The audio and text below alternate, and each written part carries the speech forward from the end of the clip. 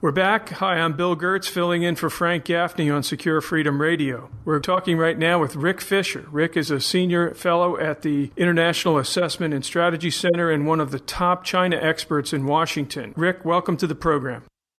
Thanks for having me.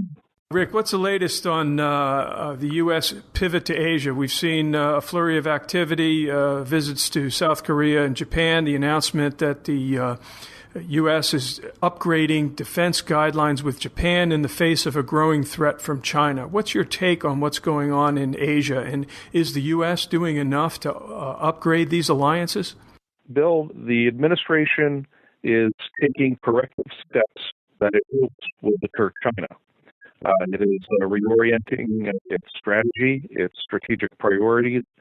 It is beginning to adjust relationships with Japan, South Korea, and the Philippines in particular. There is a bit of a doldrum with Taiwan because of a refusal to sell them new modern fighters. But the administration is actually beginning to make good on its commitment. The question, however, that many of our friends have is whether the United States is really in this for the long game. It's going to take a lot more in terms of reorienting and in terms of building up and modernizing American forces that can be deployed to the Western Pacific in order to continue to deter China into the 2020s. And those decisions are going to be expensive.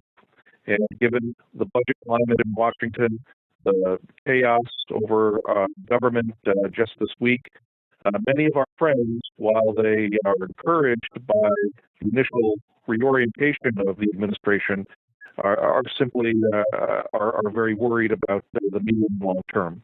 We're talking with Rick Fisher of the International Assessment and Strategy Center. His latest book is China's Military Modernization. Rick, what do you see as the key element of the upgrading of U.S.-Japan defense guidelines? The announcement this week that we're going to add 2 squadrons of tilt-rotor aircraft, some drones, a P-8 aircraft. How do you see that? Is that enough, or is that merely a symbolic measure? And how does this fit into the overall U.S. pivot to Asia?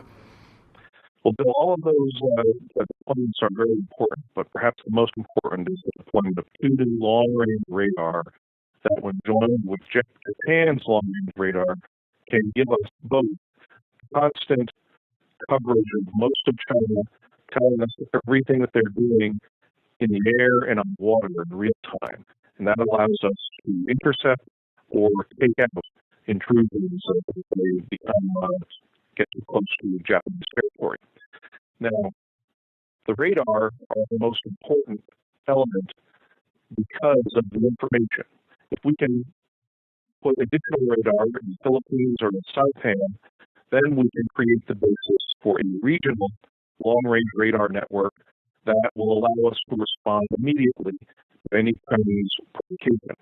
And if the Chinese know we have that real-time immediate information about everything that they're doing, then they're less likely to contemplate any moves that would be aggressive. We're talking with Rick Fisher. Rick, another subject that came up in the press conferences in Tokyo yesterday was the discussion of space and cyber threats. Obviously, the Chinese are clearly doing that. I had a piece in the Free Beacon this week of a very significant event, the Chinese testing of a satellite with a robotic arm that actually conducted a capture of another satellite. This is, people tell me this is an alarming element of China's anti-satellite warfare program. How do you see the Chinese developing that space program? Are they using their space program to hide this, or is there a connection between the two?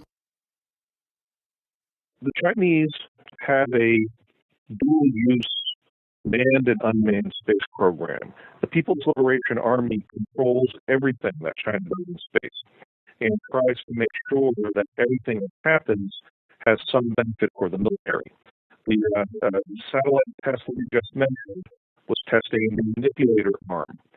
That could go in their space station or perhaps a future space shuttle But right now, it has the potential for being used as an anti-satellite device to either go up and manipulate an enemy satellite, take a camera off of it, capture a piece of that equipment, take it back to Earth.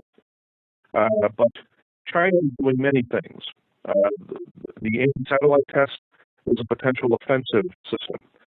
Defensively, China last week tested a new fast reaction space launch vehicle, a kind of a space launcher plus a satellite, all kept in a launch tube like an ICBM. So China can just build these things, store them, and pull them out of a cave by the dozens when they need to repopulate their satellites. Let's shift gears a little bit. The pivot to Asia is the new administration's policy to try and assure friends and allies in Asia. It seems as the government shutdown is having an impact on that. We saw President Obama initially canceled the visits to Philippines and Malaysia, two key states in the region, and then said he was going. The latest word is that the president may be canceling the entire trip. At the same time, we've seen Chinese President Xi Jinping make visits to key places, Indonesia and Malaysia.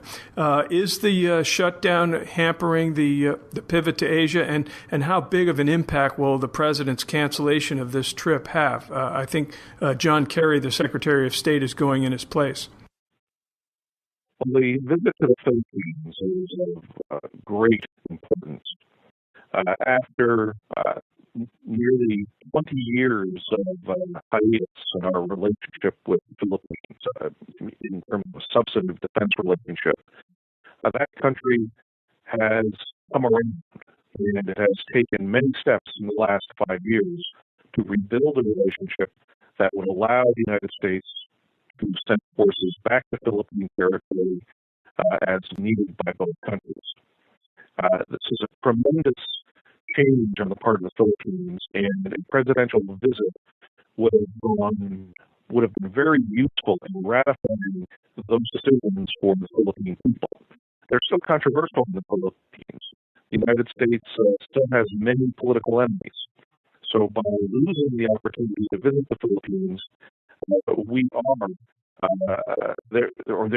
a price that the United States may have to pay.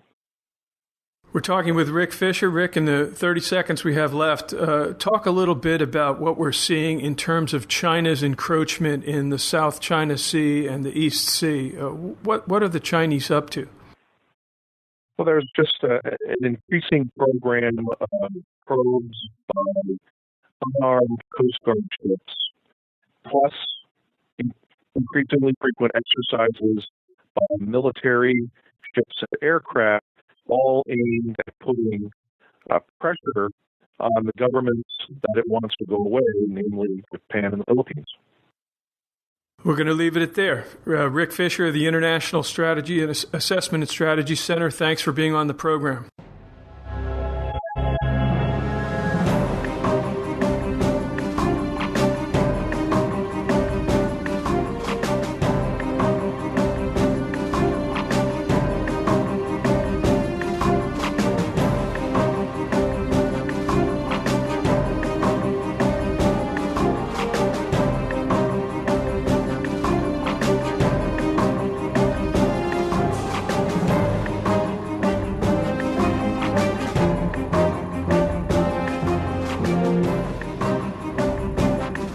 Go to SecureFreedomRadio.org today. It's your freedom. It's your country. Frank Gaffney's Secure Freedom Radio.